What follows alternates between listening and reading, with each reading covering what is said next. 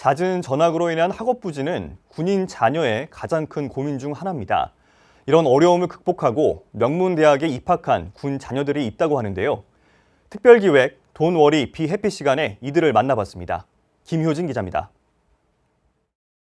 우리나라를 대표하는 대학 중 하나인 서울대학교. 전국에 내노라 하는 수재들이 모이는 곳입니다. 올해는 첨단 융합학부를 신설해 첫 입학생을 선발했는데 그중 한 명이 육군 제11기동사단 정민섭 대령의 자녀 정시현 군입니다. 정군의 학창시절 가장 큰 고민은 아빠의 이동으로 인한 잦은 전학.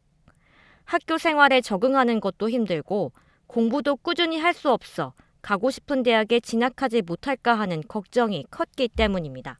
제 기억에 6, 7번 정도 다닌 것 같습니다. 학원이 찾는 데 어려움이 있었고 갈 때마다 그 환경 자체가 완전히 바뀌다 보니까 공부를 다시 처음부터 좀 그 환경을 맞춰야 되는데 어려움이 있었습니다.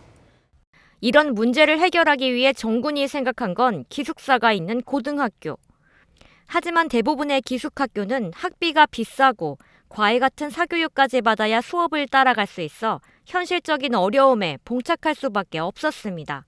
과학고등학교는 아무래도 일주일에서 2주일 정도에 한 번씩 학원을 나와서 공부를 하는 친구들이 많은 걸로 알고 있었습니다.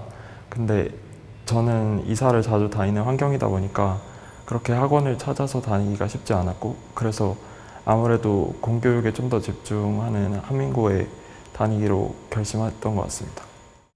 어려움을 극복하고 좋은 대학교에 입학해 굉장히 행복하지만 그만큼 군인 자녀를 위한 정책이 나왔으면 하는 바람도 큽니다.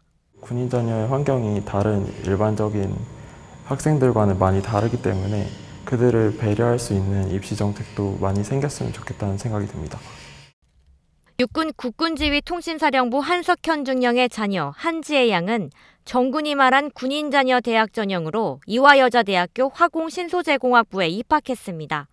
제가 초등학교는 1년마다 전학을 다녔어가지고 적응 기간이 많이 필요했던 게 아쉬웠던 것 같고 학원 같은 경우에도 이제 한 곳에 오래 다니지 못하고 매번 찾아봐야 되는 그런 어려움을 겪었던 것 같습니다.